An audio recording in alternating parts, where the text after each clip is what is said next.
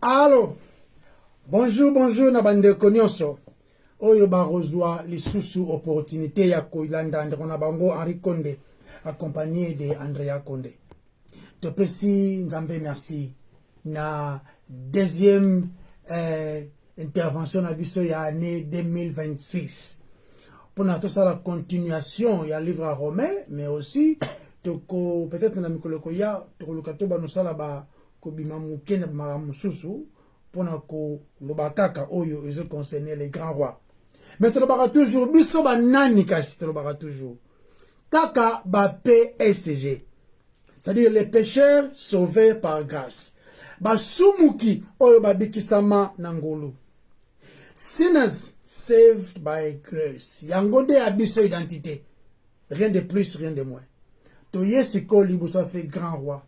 Avec crainte même et tremblement. Nali bondeli. To bondeli nzambe. Yahweh totondi yo, tokumisi yo, parce que mususu lokola yo azate. Akotika la rapé jamais kozala. Merci pour nous combattre la biso na journée. Yahweh toye koloba ose concerné bisote. Oye allez gloire ya yo kolo. Biso tozali ba récipient oyo pesi biso faveur ya kondima ma epana yo na nzelaka ya masiya Yesu po yende mbeka oyo ndima. Sunga biso kolo toloba mais gloire nous à la pinza ya yo. Na kombo na masiya Yesu nde tobondeli. Amen. Amen. Bienvenue. Toye kola makomi santo elongo. To sali déjà 2 semaines. Oh toza na ligne tozo ko partager tes sur sujet ya Romain. Romains chapitre 7.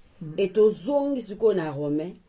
Et to sa ba révision. Donc to passé 2 semaines yako. Ça la révision ya Romains chapitre 7 verset 7 à 8.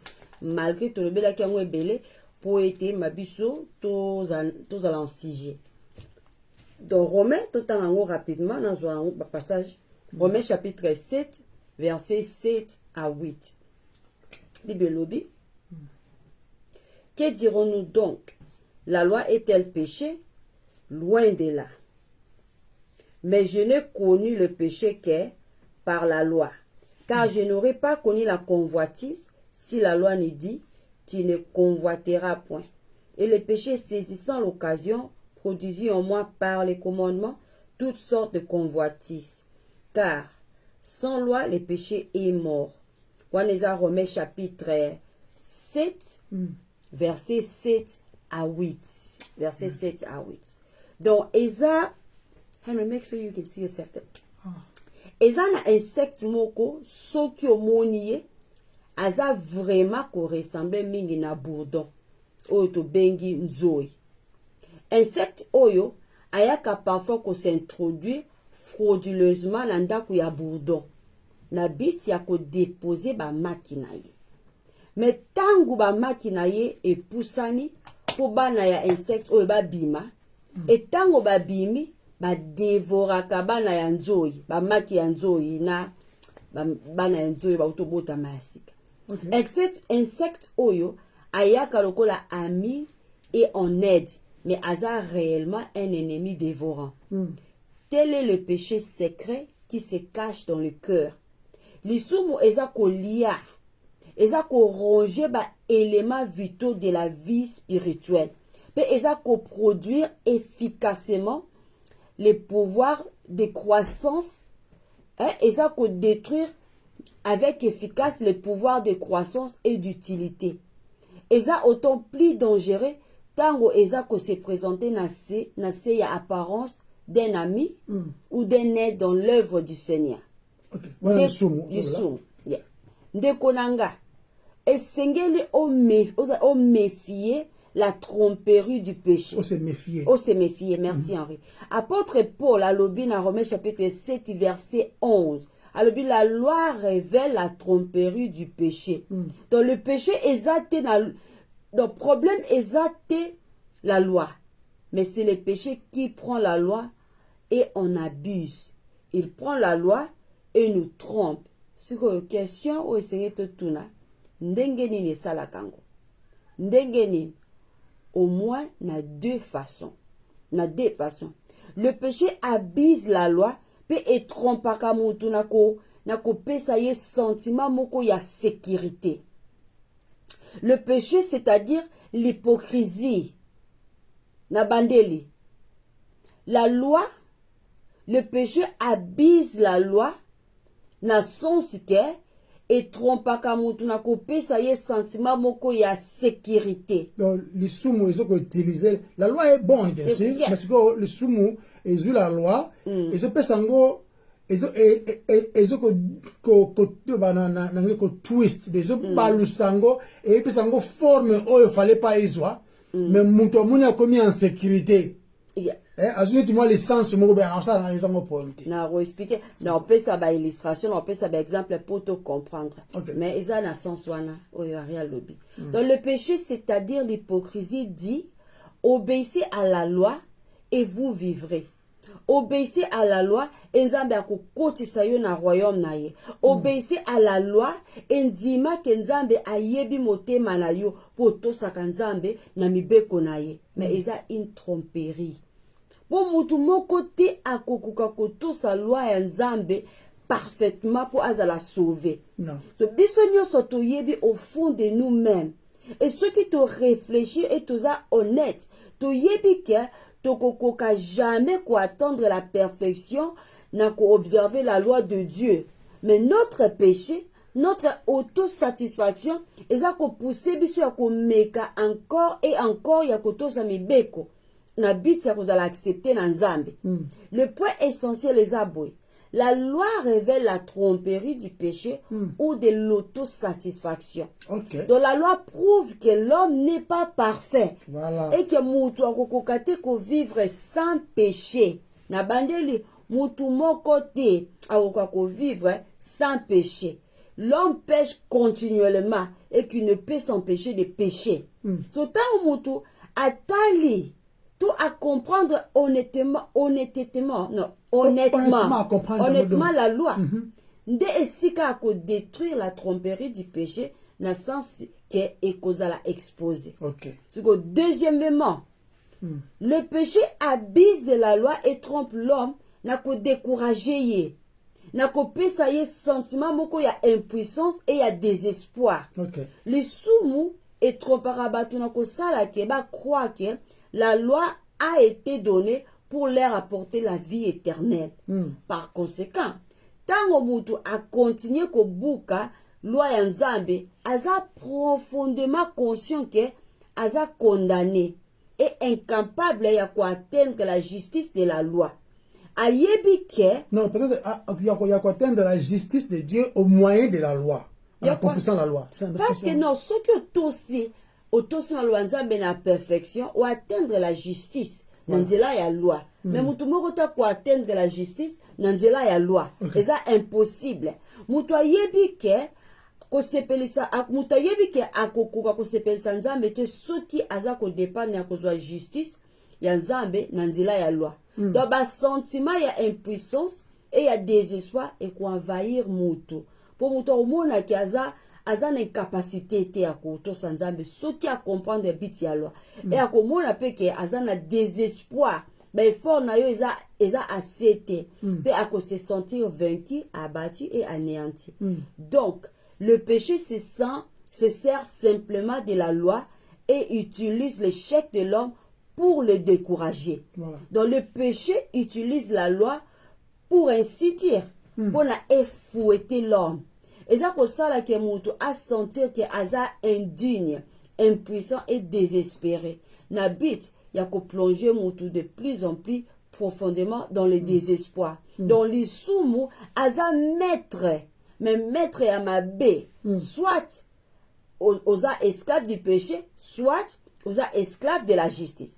C'est comme ce qui tobito tanga na livre ya Tite chapitre 3 verset 3 arrête la biswango. Tite chapitre 3, verset 3.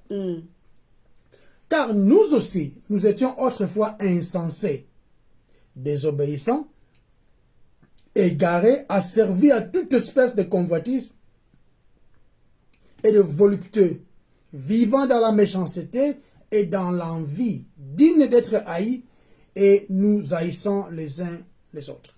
Donc, ceux qui doivent réfléchir ces passages malembe, to monake, eza kolobala biso ndenge nini tozalaki po moto ayebaki aza méchant, so moto ayebaki aza indigne devant Nzambe, po moto ayebaki aza désobéissant insensé, eza pona loi. Loi eza na pona ko exposer moto. Moto aza désobéissant po abuki mebeko, aligite kotosa. Na pesa illustration moko po to comprendre, parce que na 2 minutes. Non. Une fois pasteur moko akendaki ko visiter koko moko, il y a une femme chrétienne. Et koko oyo alobi na pasteur ke alekisaki presque toutes les années depuis la deuxième guerre mondiale na ko miboma malembe na alcool. Donc ayaki ko se retrouver na hôpital ya ba anciens combattants, mais vivants. Akufaki te na alcool. Pour Nzambe apesaki ye deuxième chance. Pasteur oyo attend que na kotale bazo solo la, pasteur a partagé évangile na koko oyo. Mais réponse à koko oyo ezalaki ke na yebi évangile, na yebi yango très bien. Pour moi na nga moi si ayebisaka nga mbale bele. Tobosana te ke Nzambe awuti kobikisa ye.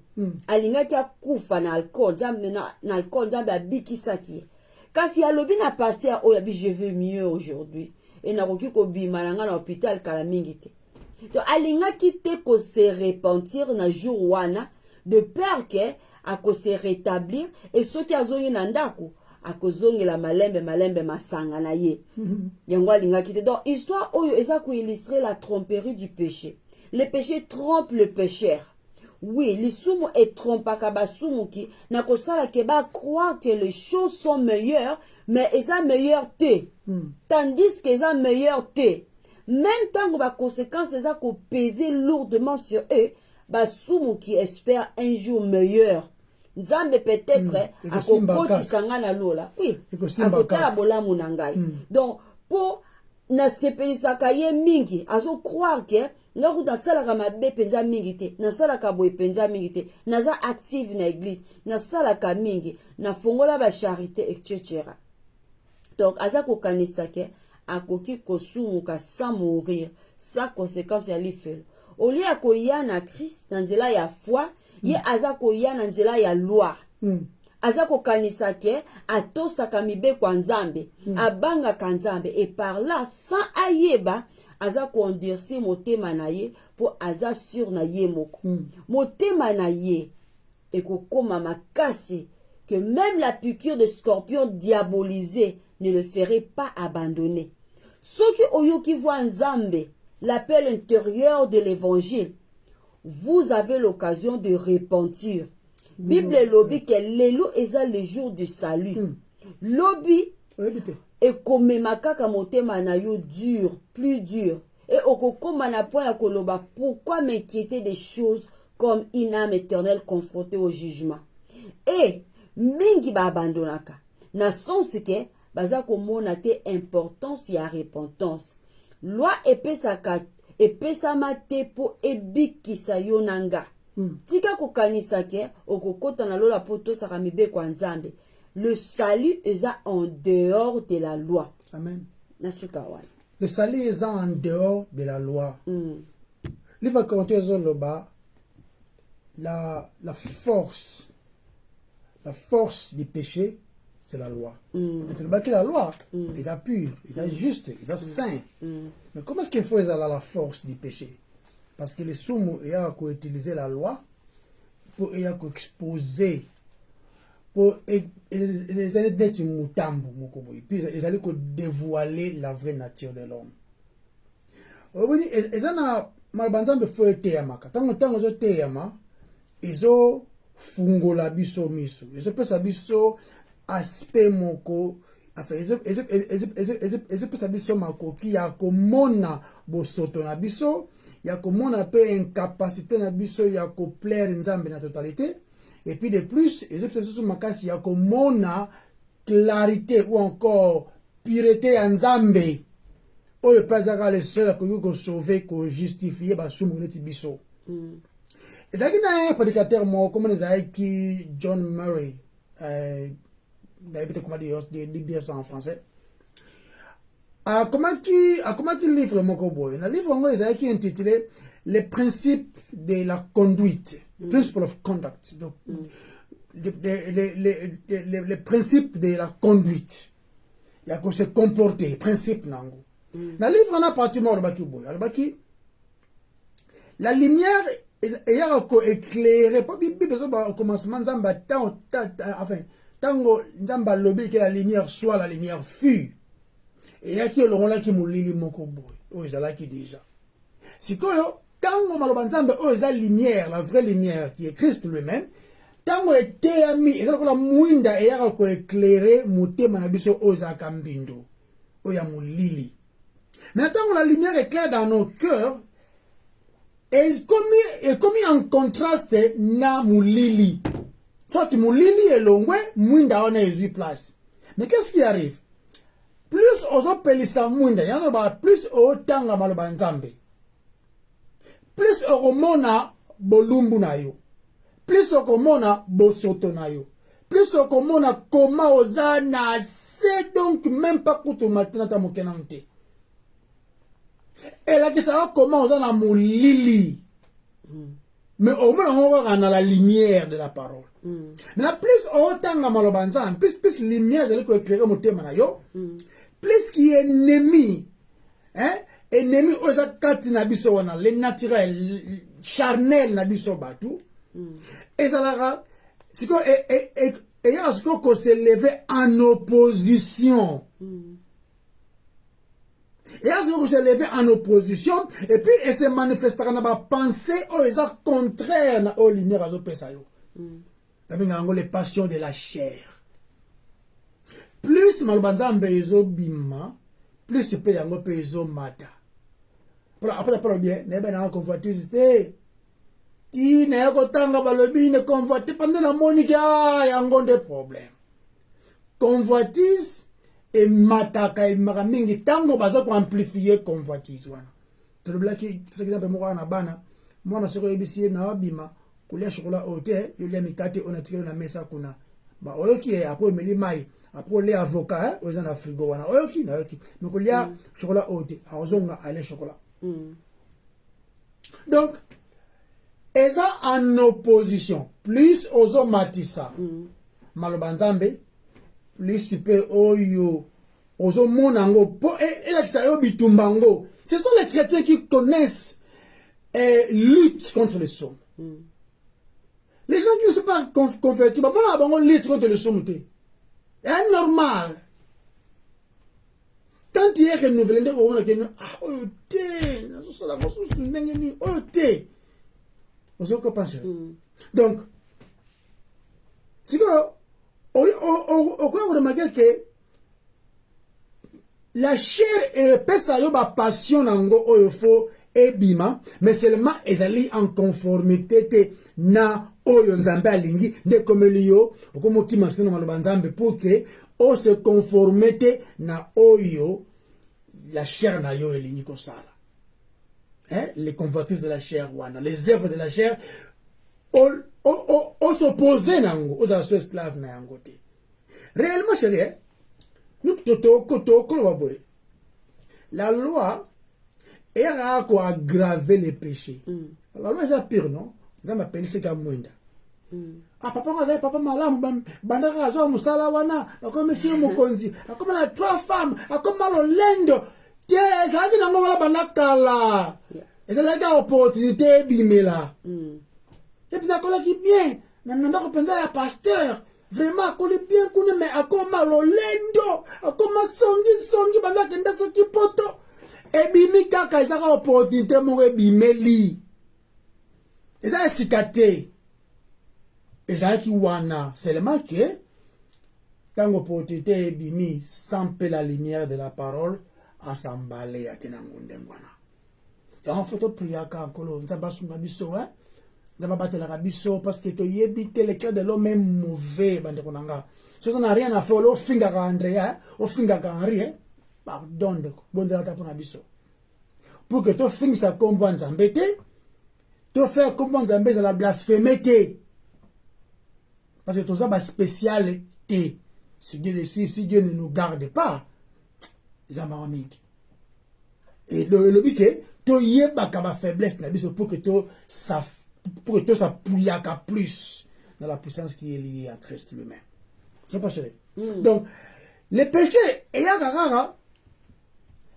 ko enflamme la loi il y a ko enflammer les péchés qui y a. John Bunyan a comment livre encore comme dans ezali Pilgrim Progress en anglais.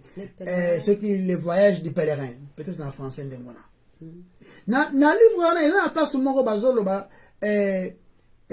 chrétien donc muto banel ko jouer rôle wana les chrétiens les pèlerins je dirais. Pèlerins ouais. Azo kende a comme la place moko boy fois que na ndaku ya o bazo benga interprète muto moko ko interpréter makambo pour que et puis ça y est direction pas azo kende. Alors nanda kuona ezali na salle moko munene ezaki na poussière ebele. Siko poussière yango penza evanda yango normal. Donc so okoti au moins no poussière yango te.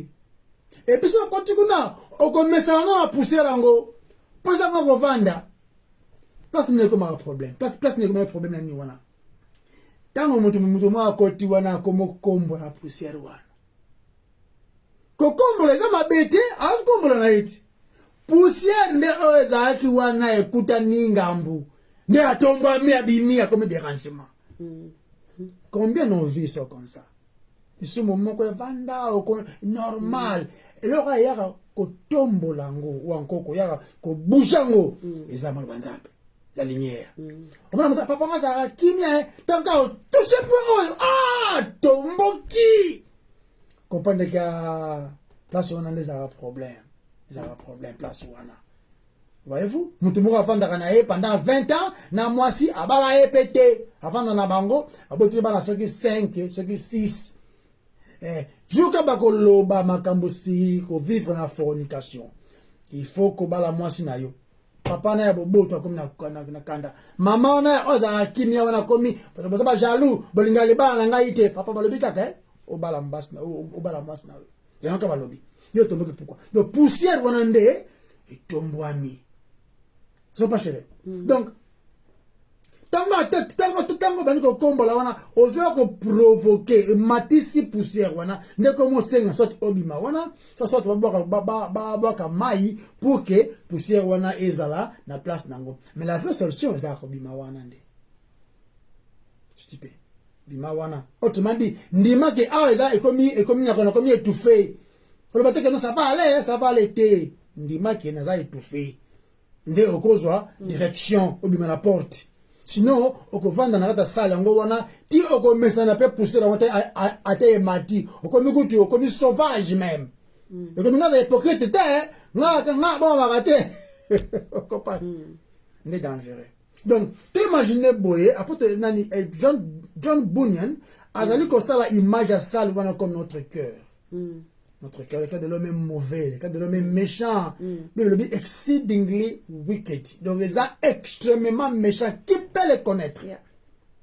Ça m'a ramené une tekonanga. Yo le bagayon, na mte malamu. Nous t'inquiète papa. Mon côté ça, malamu, mon côté. Même pas une seule pour la seule là. On se comprend? Mon côté. Donc, na yo moka kama mingi. Donc, pousser wana ezo prendre place, si ko interprète na film wana na livre wana il y a les pèlerins, abani ko expliquer qu'est-ce que cela veut dire. Abi les balais, ba comme wana eza image ya la loi. Autrement dit maloba nzambe. En fait, azo baboy. Ce que on tomboli pousser wana au point que et comme ko étouffer mutu. Dès qu'on comprend que non, aux appels la poussière, banakala, ou comme on a besoin, malobanzambe wana, et diriger yo.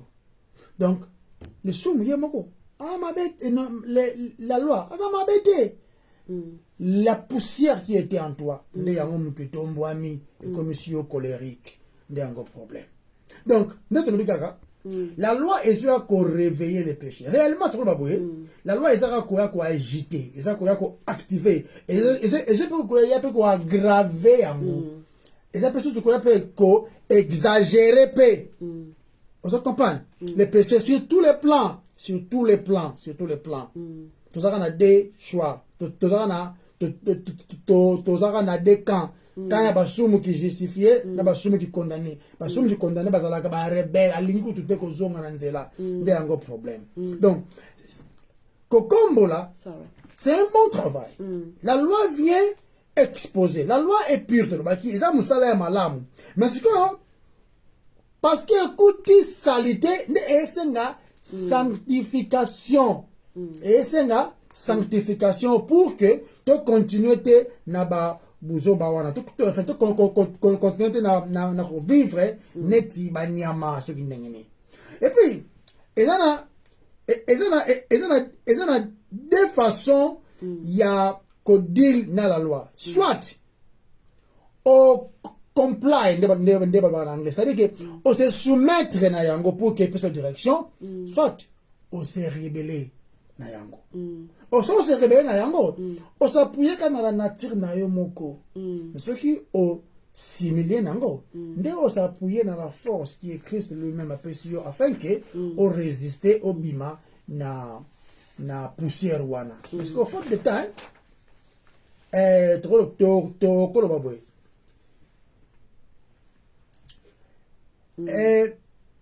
mabanzambe bandeko nanga soki toteyi yango soki eteyami te mama mingi il faut to remercier nzambe parce qu'il apesi mpe la loi soki ocomprendre te la valeur de la loi okozalaka jamais convaincu que oza musumuki jamais. Donc nous sommes en accord na onzambe apesi comme resto yeba que toza mabe afin que toyeba na kozonga na le vrai chemin. Ayo kebe. Donc tolingaka loi ya nzambe ndenge David azoloba j'aime ta loi. Alobi j'aime ta loi. Bien que ezoya ko tombola lisumu na ngai ko tombola poussière evande kat na ngai et puis na expérience mona zala donc na zala en anglais sifo kozala étranglé quoi kozala suffocate hein donc mais tokoki koboya ngote po yango nde nzela pour me biso na lesali yango nzela ou encore yango nde conduire biso to poursuivre la sanctification. En d'autres termes la loi non seulement est exposé masumu na yo mais exact au même moment ko pointer yo direction au kende pour que ozala na sanctification. Donc c'est-à-dire que c'est un bon travail. La loi est ko éclairer une définition et une détermination to yeba que to s'appuyer te na otoza pour otoza et ça est le komokote yamala mukati na biso. Donc c'est à dire que Nzambe a utilisé la loi pour nous sauver. Tu dis bien, avec utiliser la loi pour nous sauver, pas to sera sauvé par la loi bien sûr, mais elle a utilisé la loi pour que exposer bolumbu na biso afin que to le dans les sauveurs. Sinon on a yeba ndenge nini convertis ne pas le baki ceux qui nzamba le alobete na kima convertis. Vous comprenez? Donc nzamba a utilisé la loi pour que exposer. Il y a pas le black les riches, hein? L'avocat voilà qui n'a ça nini pour le royaume non akendaki na ko obéir atangeli la loi. Vous comprenez? De la loi eza malamu mais ils ont exposé quand même bien biso toute la loi est ça musanango to ba toujours awa ya tibli to lo baka ce qui au comprendre la mauvaise nouvelle au comprenant que jamais la bonne nouvelle faut nous la mauvaise nouvelle comprendre donc tout le cas refuge na biso ezala en Christ to c'est to kimende pas naye parce que yende dans l'esprit de salut de sanctification et pas na yende zali. Et ça sera possible en la personne de Jésus-Christ. Donc, tout s'appuyer jamais dans la poussière qui est en nous, mais tout s'appuyer na Christ osa capable de sauver biso, bien que nos péchés soient exposés au moyen de la loi. Voilà un peu. Continue. Ok. Et ça déjà assez grave. Yakolobake, la loi révèle le péché. Et ce qui wana te, la loi la grave. La loi ne les produit pas, mais la grave. Na sens ne. Na sens que exposa kayango. Na sens que exposa kayango. La loi expose le péché. Ok? La loi expose le péché. Quand on osa constamment exposé la loi, plus osa soumis à la parole de Dieu, plus au comment on a un élément caché de la convoitise. Donc, ils ont battu belé, bakendaka na église, yebi évangile, mais sans la loi. Yebi évangile na mutu, sans la loi. Et yebi pe bayokaka sur une vie chrétienne, mais sans la loi. Nabite ke baza ba chrétien, nabi ke bakendaka église, bayokaka évangile, mais sans la loi. Et yebi pe, c'est quoi une vie chrétienne? Comment une vie chrétienne doit être vécue, mais sans la loi. Avantage eza tango toza ko enseigner systématiquement la parole de Dieu, ligne après ligne, précepte après précepte, encore et encore. Ndenge kaka tosalaka awa na toyekola makomi esantu elongo. Toza kolakisa nini lakisi la sainte loi de Dieu. Voilà. Tozo lakisa spiritualité ya la loi. La loi te selon la lettre. Premièrement, la sainte loi de Dieu, soki oyekoli yango, soki o comprendre yango et ko révéler ton péché pour que tu puisses être sauvé. Non pour na okanisa ke oza kotambola na sanctification, non pour okanisa ke otosaka yango et ko révéler votre péché en fait que vous puissiez les haïr. Voilà. Et au poursuivre la sainteté dans votre sanctification. Yeba peke et quoi aggraver même votre péché, la loi. Et la qui cite que et que provoquer le péché, même ce qui est sali yango, parce que plus que vous connaissez la loi de Dieu dans un sens spirituel, plus vous avez tendance à vous rebeller dans votre chute. Au comprendre que dans mon loi est pesami, ozana désir wana ya kobuka yango ya kotosa yango te. Ebani ko lakiso yango. Ezo lakiso hypocrisie eza parce que ozo prétendre que oyebi loi nzambe mais oza lokola ba pharisien oyebi te. Donc loi nzambe eza ko lakiso yango, eza ko exposer yo. Donc et la qui cite que eza ko provoquer les somo mais eza ko exposer yango, eza ko exposer tendance wana. Mais provoquer mon pays. Donc eza ngo wana ce que tout le monde ngo tant ce que mati et amplifier yango ce que na munene au monde apenda ndenge za. Yango wana vana ngena loba mais merci. Mais plus encore osa exposer à la loi, plus okokoma komona la convoitise qui est partout. Quand on a partout na yo, nanga, en moi. Et ça important qu'on remarque, dans verset 8, il y a Romains 7, apôtre le dit, et le péché saisissant l'occasion, produisit en moi par les commandements, la loi, par les commandements, toutes sortes de convoitises, toutes sortes de convoitises. Tous à la confusion, ce n'est pas la loi qui produit cette convoitise, c'est le péché qui les provoque. Les sommes et les coupables, pas la loi. La loi est elle révèle le péché. Yeah, elle révèle le péché. Cela nous pousse vers le salut et la sanctification. La loi fait une chose, la loi fait une autre chose. Où est important, elle aggrave le péché. Si quoi, il a qui sinine, na bande, la répétition est bien. C'est la mère des sciences, hein? La répétition. C'est-à-dire qu'elle nous rend plus conscients. Conscients de notre péché. Au coquille qu'on cause sa conscience na yote. Les méchants ici, ce n'est pas la loi, c'est le péché. C'est le péché qui habite dans notre chair. Malheureusement. Naza sûr que et ça n'a pas antinomien. Antinomien. Voilà. Problème est à la loi. Celui qui a débarrassé de la loi, n'est la libre. Non. Et ça le couta, mensonge. Et ça déception. Le problème n'est pas la loi.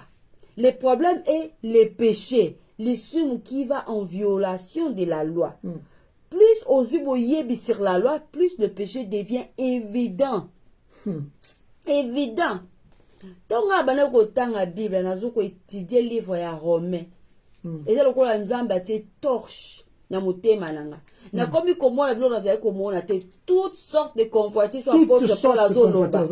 Na lobine. Yeah. Enfin, le péché saisit l'occasion et le dit Paul par les commandements de Dieu produisit en moi toutes sortes de convoitises. Paul a la ici en dehors de la loi, le péché est mort. En dehors de la loi, le péché reste en sommeil jusqu'à ce qu'elle soit exposée à la loi. Ce qui va régler les actes et que vous n'avez pas de loi. Et que vous avez un moyen mon côté à définir la loi et le péché. Non. Mais tant que la loi en Zambé est appliquée dans la vie à Moutou, le péché se manifeste. Donc, de plus en plus. Le péché se manifeste de plus en plus. Pourquoi? Parce qu'on a exposé, parce qu'on a exposé à la loi sainte de Dieu. Voilà, ça. C'est que, tu comprends, André a amplifié la loi, qui n'est pas le problème, mais c'est le cœur, le péché, ensemble, des problèmes. Loi, est grâce à lui, ça là. De tomboki. Donc, tout ça, n'est pas tomboki. Ça va tomboki. On a yam de bandak nganérité, ya tu n'as question tomboki poani. Posa jamais tomboki, posa coupable, yango bandi bitumbati. Batune ka papa mbon wane kende kwa. O ya linga ite, abanda raboy. Batuna ki question mbongo ngo cheka mbongo eke wapi. Yo siliki. Donc c'est que question wana eka ko tuka, elle era o devrait ki muibi na yo. Donc le problème c'est pas la question. Le problème c'est qui yonde za muibi. Donc comprendre, ils ont été très difficile pour nos juifs. Oh, bandaki ko tanga ba épître, épître de Paul, aux Romains ba tango. Ba juif se convertissa qui na la chrétienté, ba juif oyo. Basé dans le judaïsme, ou encore dans la loi, ou encore le système juif. Maintenant, comprendre l'évangile, que le Messie là, c'est Jésus qui a été crucifié. Après, pour le témoignage, expliquer, et certains ont accepté, qui sauvé. Mais bien que dans l'église de Rome,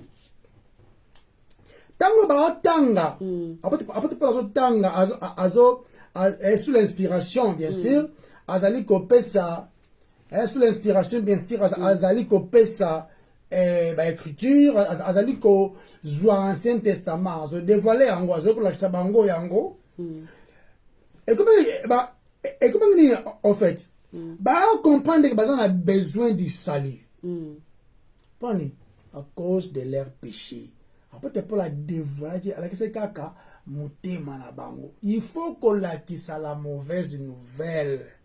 On insiste. Il faut dans nos motos. Il faut accepter la bonne nouvelle. Non, il faut accepter la mauvaise nouvelle. Tant que je sais que non, bimanda kumbang tu no poani.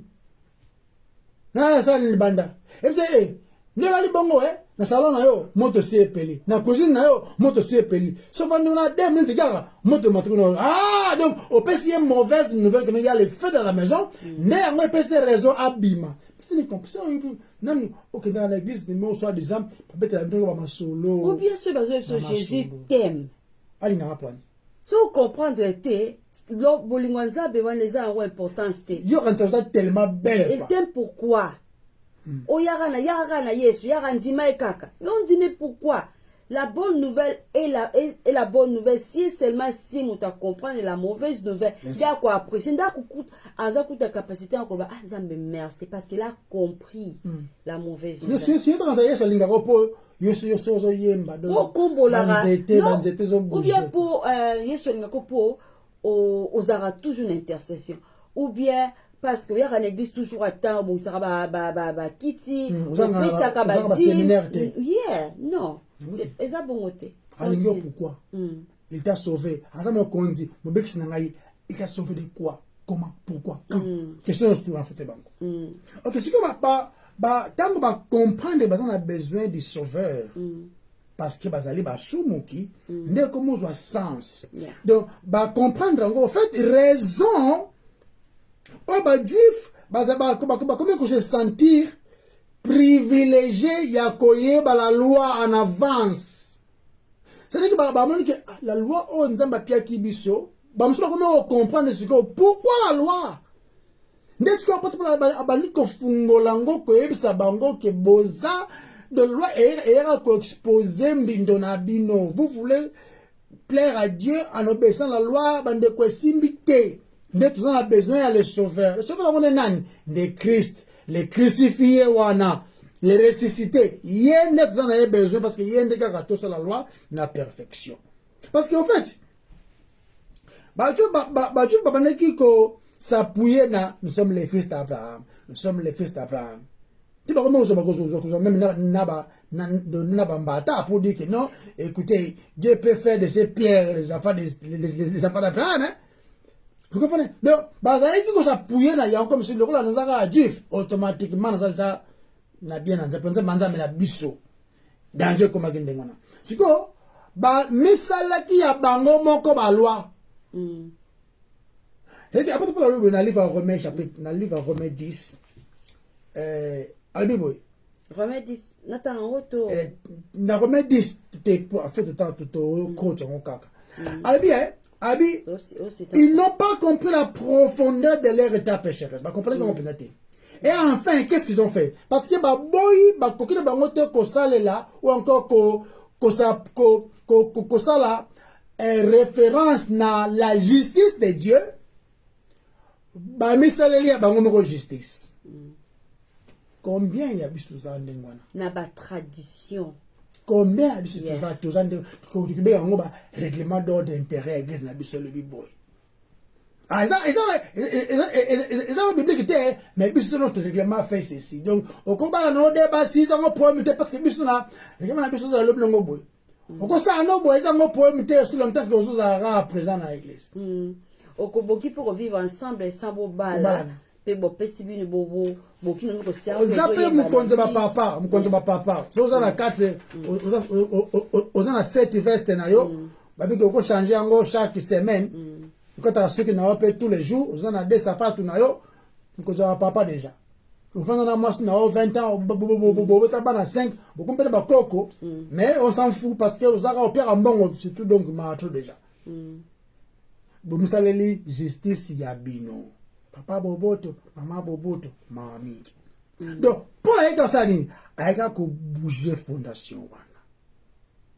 Vous avez établi votre propre justice. La combo. La poussière nyonso e mati. Ndako na bomba ke non nanga ezana ba ezana rido pembe. Pour la combo la ngote, zela ba combo la ngo na poussière ondenge mata. C'est simple, c'est ce que l'apôtre Paul fait. Donc, tobandeni vérité ils vont s'appliquer na ba gentil ils vont appliquer na ba les gens qui sont religieux qui croient que peut plaire Nzambe d'une manière ou d'une autre juste en faisant une ou deux choses de bon tout le monde ba religieux est belé.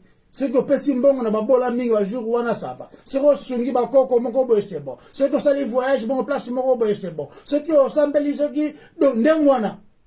Et lingi o memela nzambe makambo wana pour que ça justifier. Mato o misaleli ya yo moko justifier. Ba yango les bonnes œuvres. Par les œuvres de la loi aucune chair ne sera justifiée. Alors l'idée mutu azali. Alors, l'idée c'est que l'homme est pécheur. Et ça a été l'école. L'homme, en anglais, to the core. Donc, il y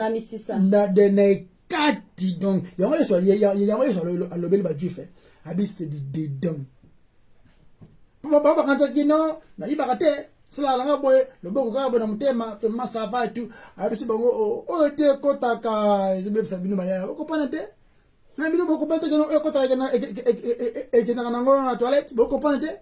ce n'est pas ce qui rentre dans l'homme qui suit l'homme, mais c'est du dedans de l'homme qui provient.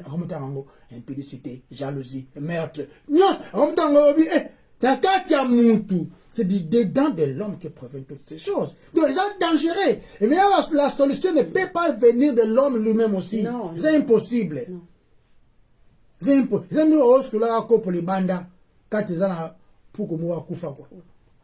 C'est un exemple. Bien maquillé pour là quoi. Yo ngombe la mai, oza na maquillé pour la kati. Mais en dehors c'est très propre hein. En tout cas les bandes c'est très propre mais non quand tu vois c'est bon. Non. Non. C'est du dedans de l'homme qui provient toute méchanceté de Ronanga. C'est du dedans de l'homme qui provient toutes ces choses. C'est pas cher. Donc tu comprends de l'homme awa. Paul a fait savoir na bango que vous ne pouvez pas être sauvés au moyen des œuvres. C'est impossible. Au moyen de la loi.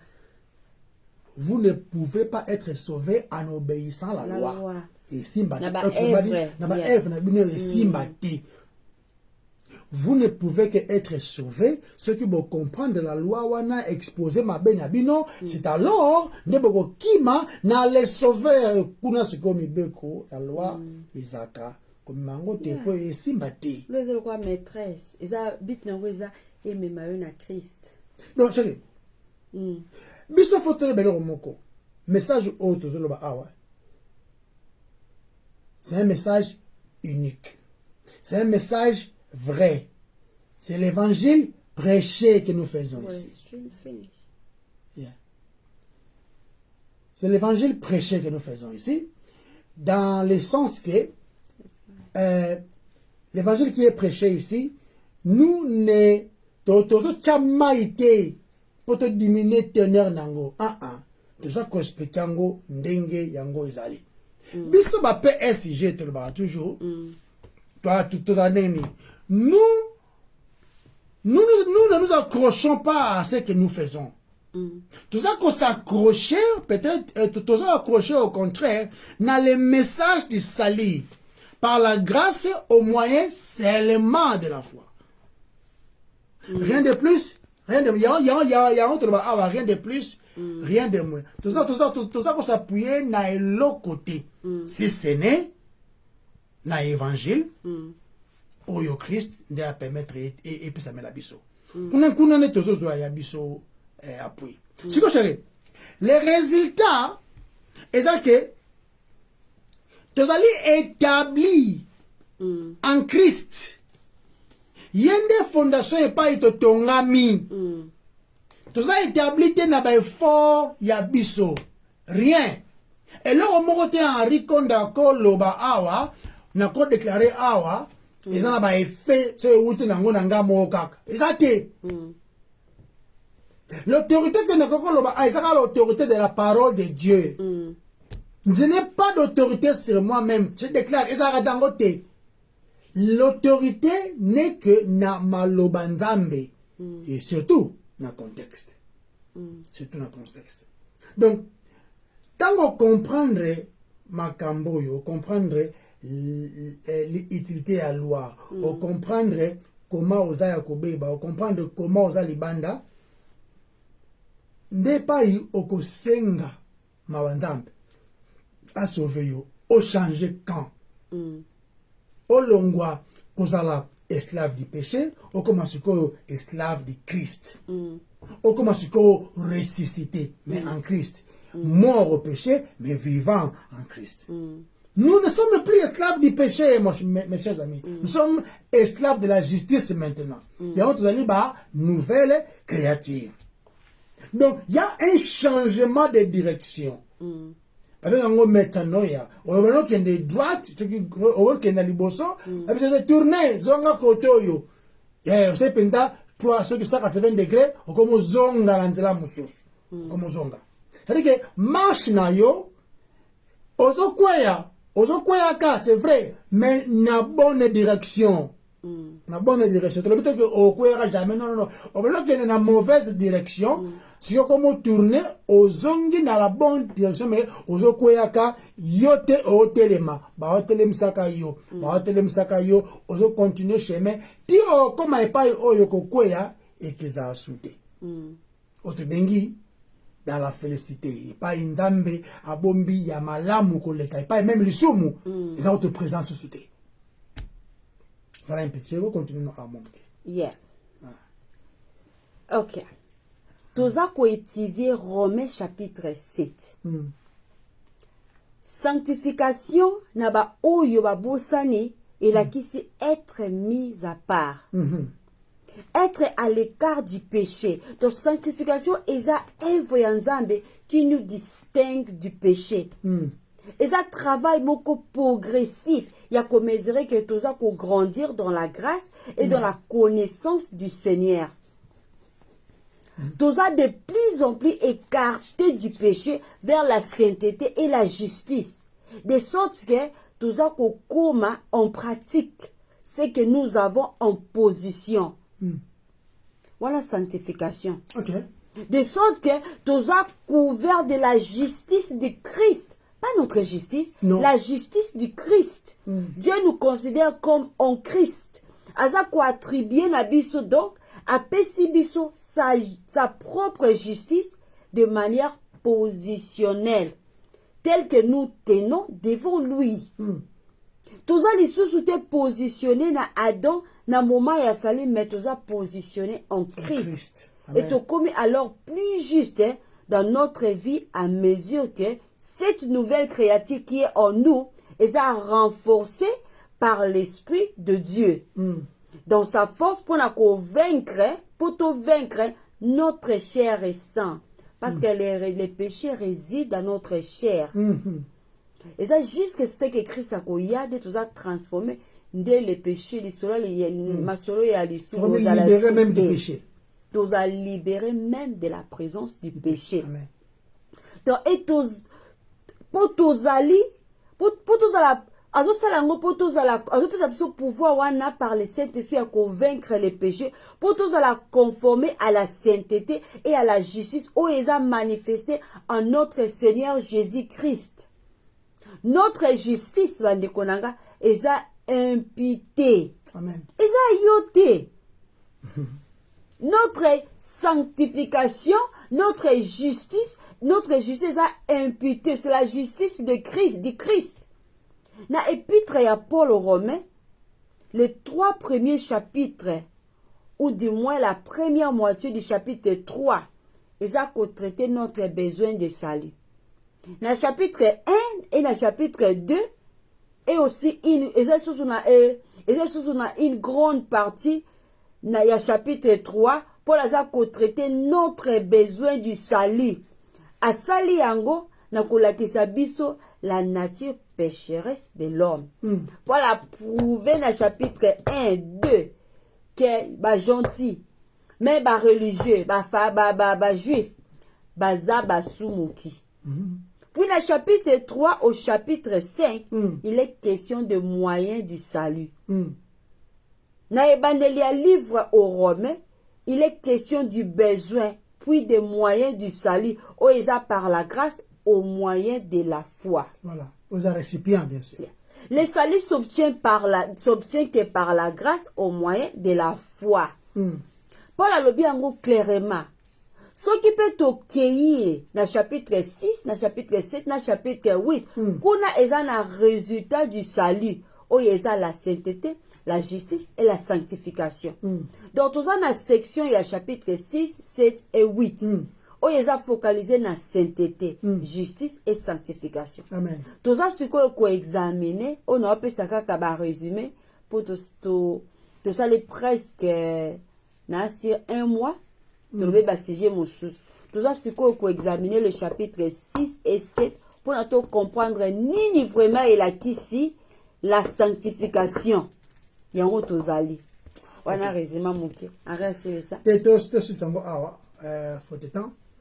Et ils ont malamu to ruminer. Voilà un peu. Hein, dit d'abord même ceux qui allaient azoko riminer les sous azo riminer ngo pour qu'il comprendre mabanzambe ndeko ngai eza malamu totanga kango to répéta kango et Dieu nous parle, Dieu nous ouvre même intelligence pour que tu comprendre parce que dans le livre il va profiter le dans tout ce que vous désirez, en tout cas vous désirez la compréhension. Yeah? In all you get understanding en anglais. Donc c'est important que sans désirer la compréhension.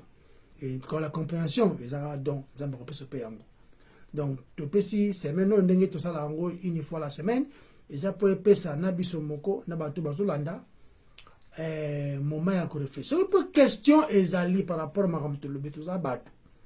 Tu peux discuter sur ça.